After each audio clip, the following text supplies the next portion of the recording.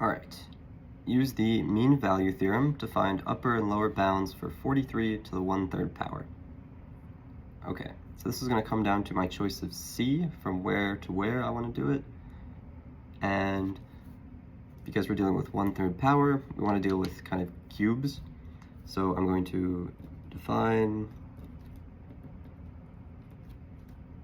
let's say f of x to equal x to the 1/3 power. And I'm going to look at its derivative, f prime of x, which is 1/3 x to the negative 2/3 power rule. I'm just going to rewrite this in a different way. Okay. And so we get a function that looks like this, which right away we can see that this is a decreasing function. If the denominator is bigger, we're dividing by a bigger number, and so the function will be smaller. So f prime of x is decreasing. We'll use this fact later on. Okay, and now we'll use mean value theorem. So by the mean value theorem, there exists a C between, alright, this is where I'm going to choose careful bounds.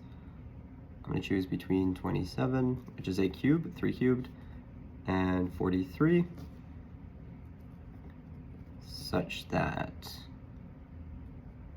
let's see, f prime of C is equal to 43 to the 1/3 minus 27 to the 1/3.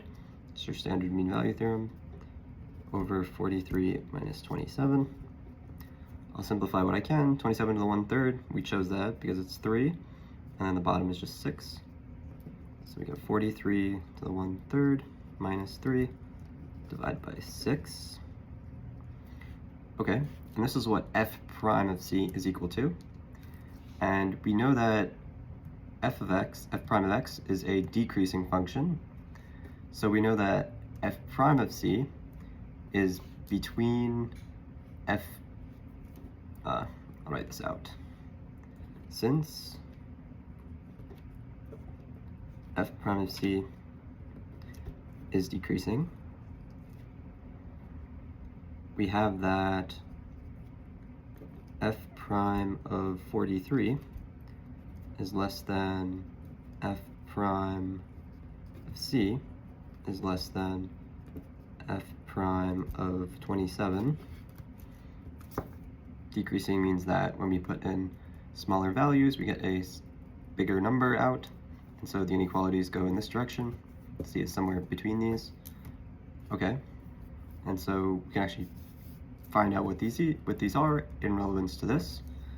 And so we get 1 over 3 to 3 times 43 to the 2/3 power is less than, I'm going to put this description, the mean value theorem description, 1/3 minus 3 over 6 is less than 1 over 3 times 27 to the 2/3 power. Okay, so just working on this side, we have 27 to the 2/3 power. We can get that divide by 3 turns this into 3, and then 3 squared is 9, so we get 1 over 3 times 9, which is 1 over 27. And over here, not much can be done. So what I'm going to do is I'm going to multiply, that's a positive 6, by the way. I'm going to multiply by 6, and I'm going to add 3 to both sides. And so, yeah, what does this give me? Over on the left-hand side, I get, we'll do some premature steps. We have 6 divided by 3, which is just 2. So we get 2 over 43 to the 2/3 is less than, now we're just left with 43 to the 1/3. So what we want is less than, all right, 27 times 1 over 27 times 6 becomes 2 over 9. 2 over 9 plus 3 just going to write that step out.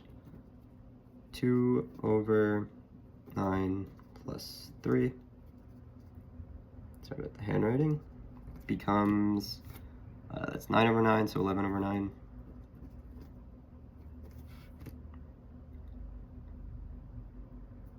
Which leads me to believe I might have made a small arithmetic mistake. Let's just double check that really quick. 27 to the 1/3 is 3, is 9. 1 over 3 times 9 is 1 over 27. That looks good. Oh, sorry. This should be a 16. Yeah, because 43 minus 27 is 16. Yeah, so we'll just live correct that because it's not too much of a mistake. Let's see what would change. If this is 16, well, our left-hand side would be 16 over 3 times 43 to the 2/3 plus 3 is less than 43 to the 1/3 is less than, right, this is still that, so we get 16 over 27 plus 3, which this is relatively easy to figure out.